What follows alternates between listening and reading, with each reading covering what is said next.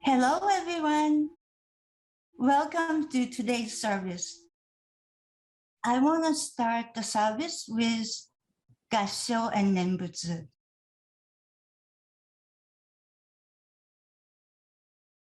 Namamida Butsu, Namamida Butsu, Namamida Butsu, Namanda, Namanda, Namanda.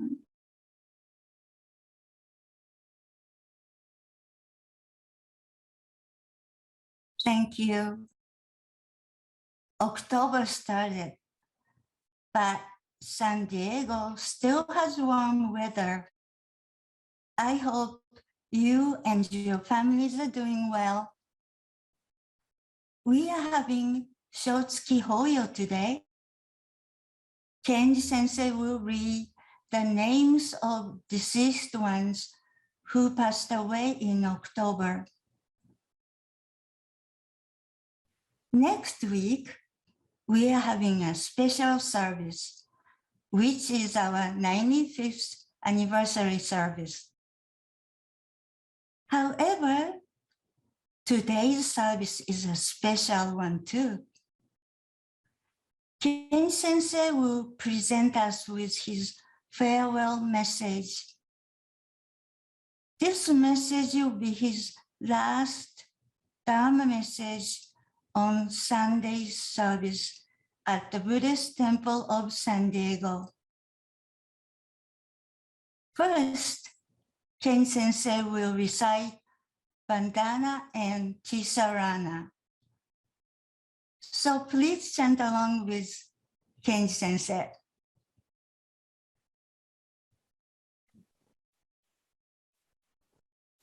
Bandhana Tisarana.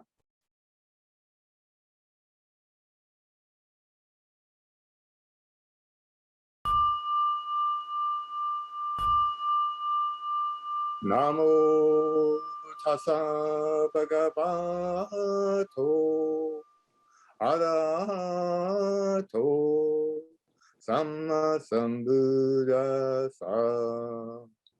Homage to him, the exalted one, the enlightened one, the supremely awakened one. Buddham sadanam gacchami, Dhamma sadanam gacchami, Sangham sadanam gacchami. I go to the Buddha for guidance. I go to the Dharma for guidance. I go to the Sangha for guidance. Namo Kie Butsu. Namo Kie Ho. Namo Kie So.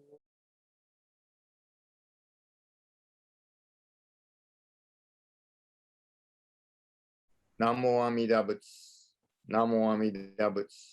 Namo Amida Buddha. Namandas, namandas, namandas, namandas.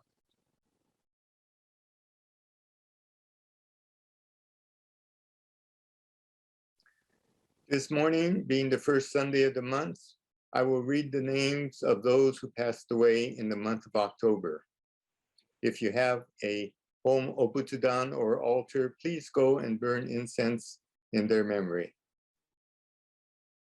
Roy Yonekura, Chieko Moriyama, Hiroshi Kubota, Kisae Ohara, Reverend Teshi Aoyama, Mary Suenaga, Teruko Hobbs, Kimie Date, Raymond Sako, Robert Sasaki, Tatsuo Takashima, Yusaku Kuroiwa, Tom Sugioka, Takashi Mayumi, Aiko Muraoka, John Inoue, Frank Doi, Ayako Kaminaka, Emi Shimizu, Tsuruko Osaki, Toyoko Yonekura,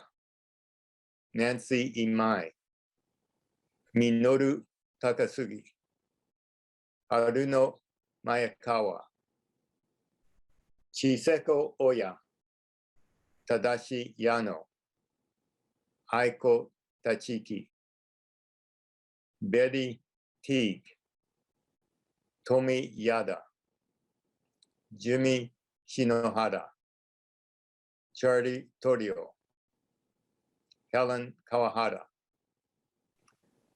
Muto Kawahara, Michie Kuroiwa, Ritsuko Abe, Harue Tsuneyoshi, Fujie Ochi, Roy Hosaka, Shimako Hanaoka, Hatsu Shibata, Matsu Kusaka, Katsu Yamaguchi, Mine Imai, Gen Iwasaki, Sam Sugita, Kasuke Hashiguchi, Kotono Takahashi, Ume Tsuredome, Mitsue Sugioka, Fukuyo Matsumoto,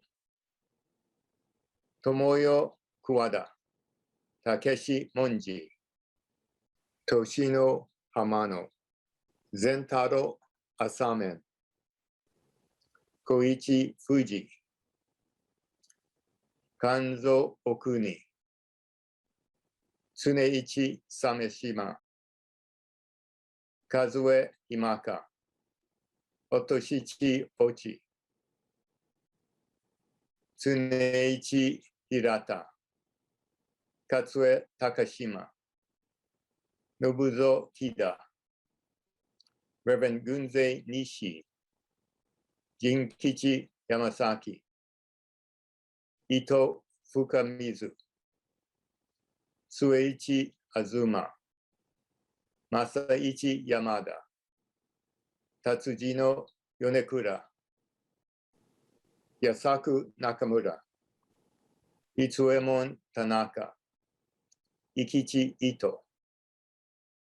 Again, even if I have not read the names, you may go to your home altar and burn incense in the memory of anyone who may have passed away in the month of October.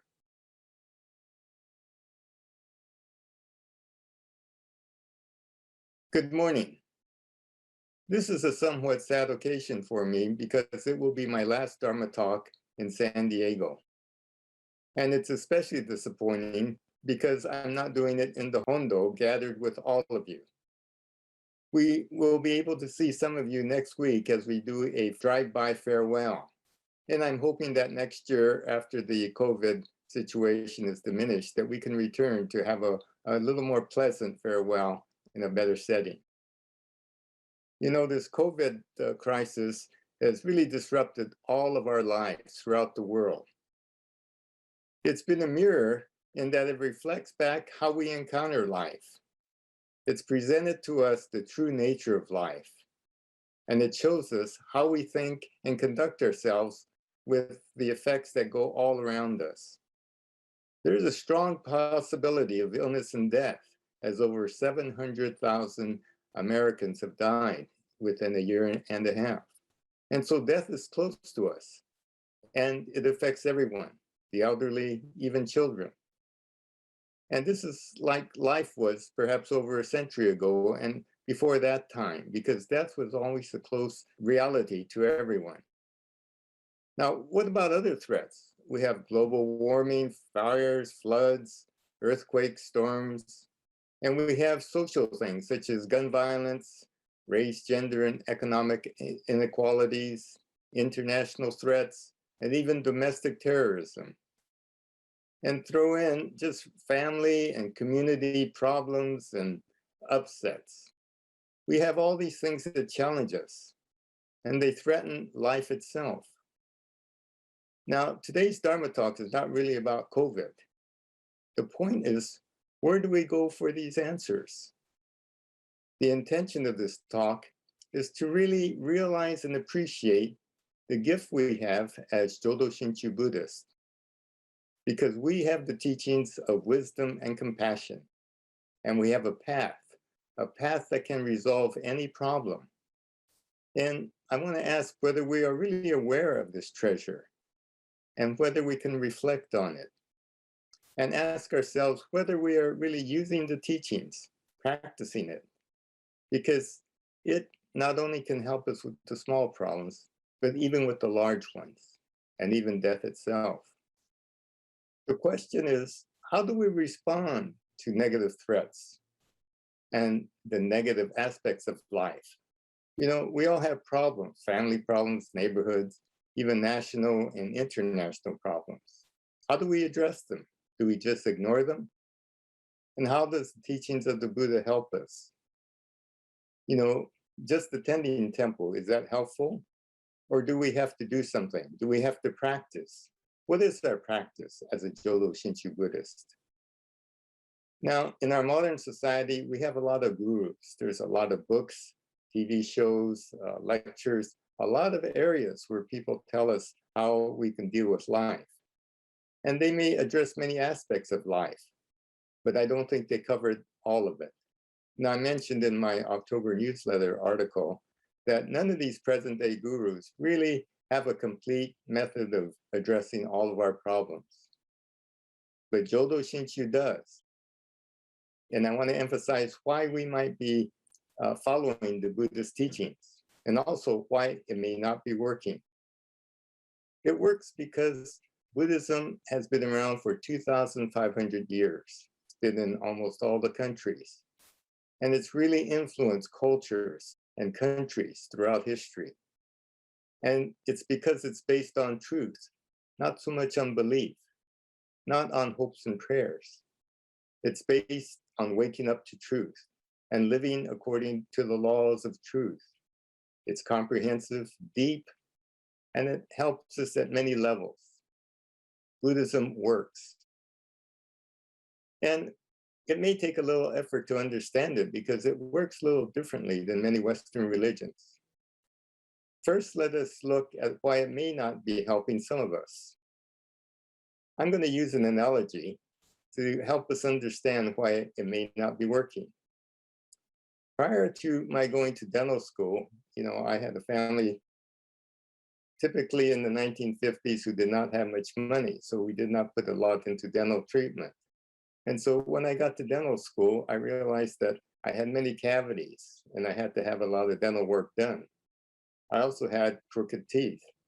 My sister had orthodontics. But in the 1950s, I felt that boys, you know, didn't have braces. That was for sissies.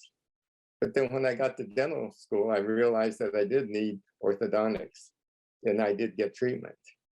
And I did get crowns and fillings. Now, when I got my diploma, I did not get an immunity to dental decay or gum disease. And yet, after I got that diploma, I got very little decay and my gum health remained very good. Now, why is that? It's because I was practicing what I preached. I did what I told my patients to do. I brushed regularly, I flossed, I watched my diet. And so you see, what I was doing was a practice. It wasn't my diploma that made me immune to decay. It was that I did the right things, I practiced. And so this is an example of why things work and why it may not work. But then there was a deeper truth. As I practiced, I realized that there are some things I didn't do and that they were done for me by other people. I wasn't alone. The effort of others always helped me. And I'll explain that in a short while. Now, as Buddhists, we all have the best advice to help us in all of life's problems. We have the Buddha Dharma, and it's the teachings of truth. Let's use the COVID as an example. Now, as I said, it's created illness and death in the whole world. And in the US, over 700,000 people have died. That's suffering. That's the first noble truth. The second noble truth tells us the cause of suffering. And the cause is really not COVID. What it is ignorance. Because we have all these other problems, as I said, global warming, gun violence, international and domestic terrorism, all these things. And what causes it? They're all the results of anger and hatred, greed, and ignorance. And so the second noble truth tells us that these three things are the cause of just about all of our problems.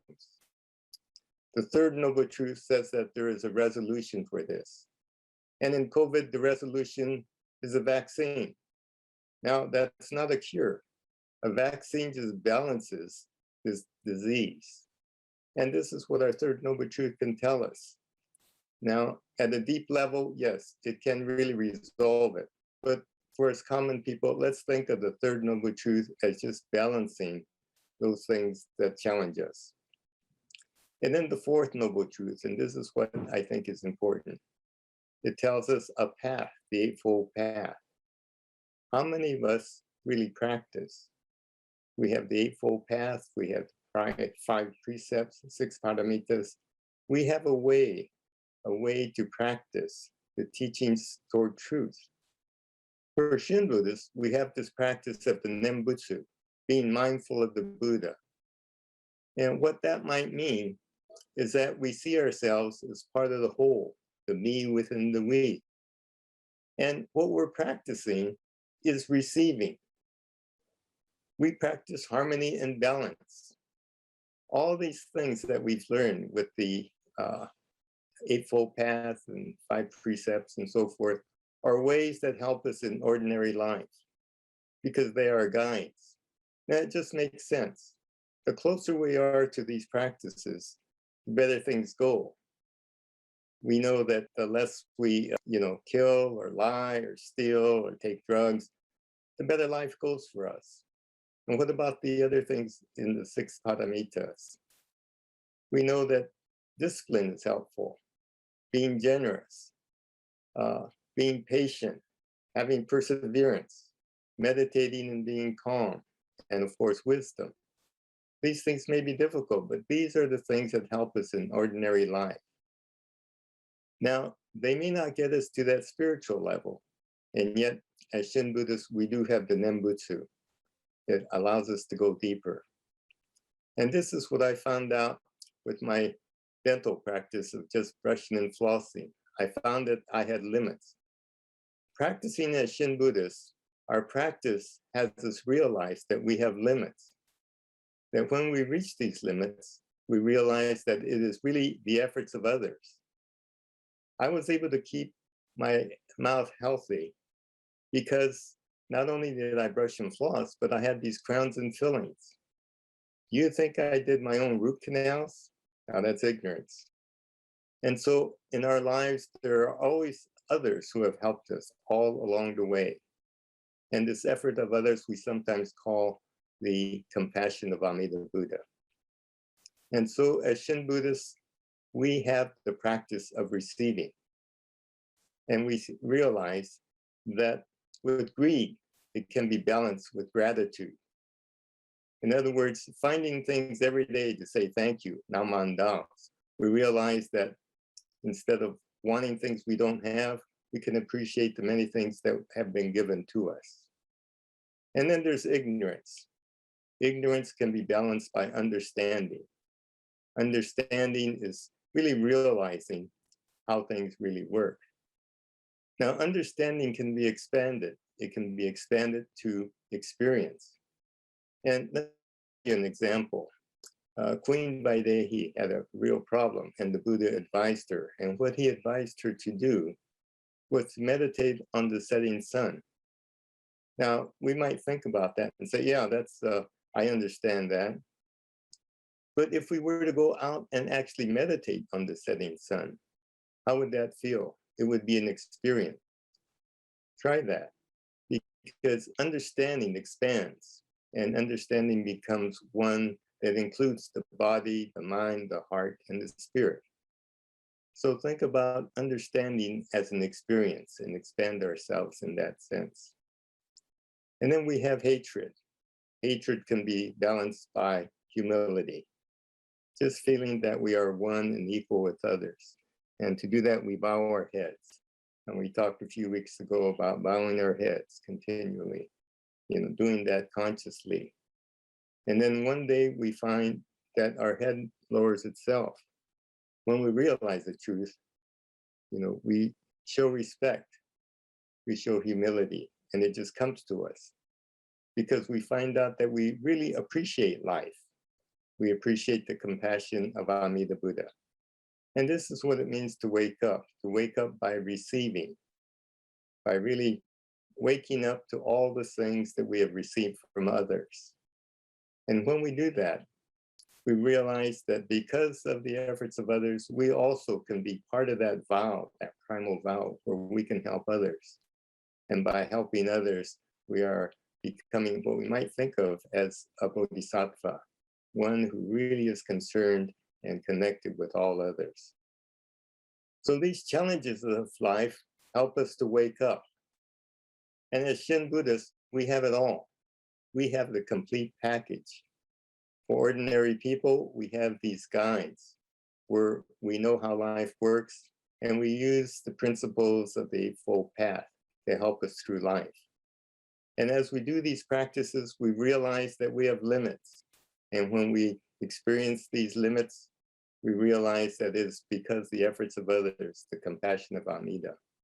And what we do is we put our two hands together, having the left and right side together, forming wholeness.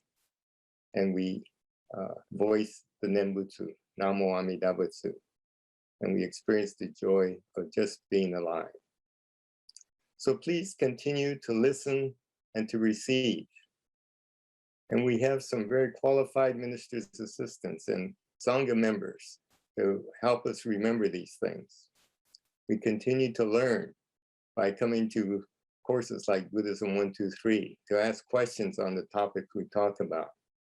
BCA has many courses, and the Center for Buddhist Education, CBE, has some classes on Saturdays.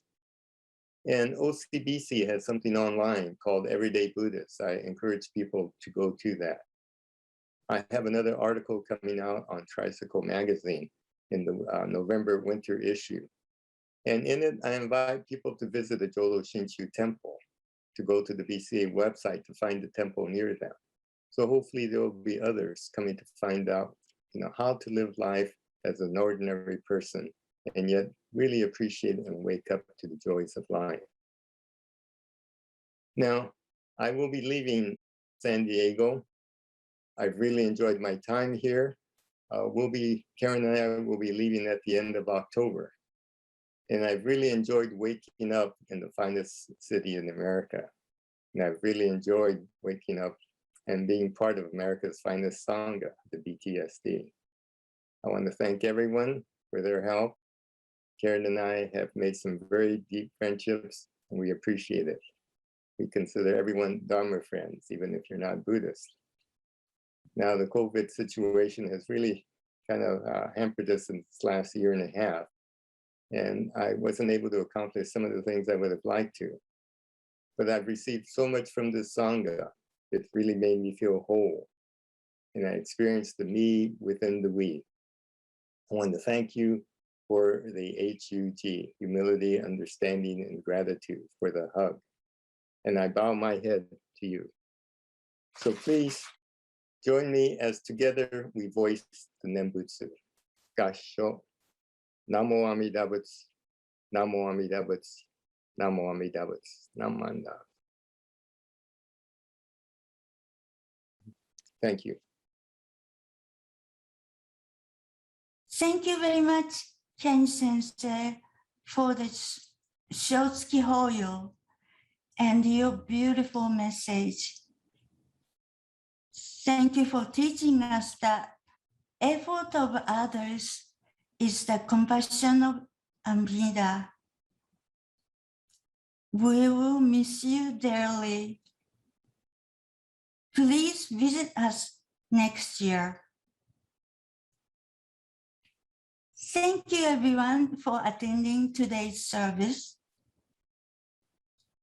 I will close the service with Gassho and Nembutsu.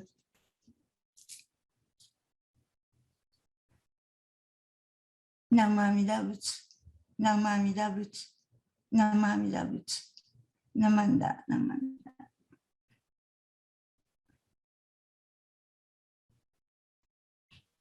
Thank you. Bye, everyone. Please take care. Hi, everyone. I wanted to jump on at the end of the service just to let you know more about Sunday, October 10th. It's going to be unusual in several regards. One is that we're actually starting a live Zoom service, which in itself is not common, but it's not rare. But what is unusual is that we're starting at 9:30 a.m. So please plan your calendars so you'll be able to join us live by Zoom next Sunday at 9:30 a.m. for our service, which will be presented online. And it will have as our guest speaker, Bishop Marvin Harada, helping us to observe our 95th anniversary. Kenji Sensei will be there as the presiding minister. The Dharma message, though, does come from Harada Sensei. And to make sure you get your Zoom link, please go to the temple website. There is a little link at the top of the website that you can click to learn more about the service and to go ahead and log in. The service itself will last about an hour, but we started at 9:30 because we wanted to end by 11 if we could. And we're, after the service, moving into some entertainment and special presentations from some of our affiliated organizations, helping us to do a great job of saying goodbye to Kenji Sensei.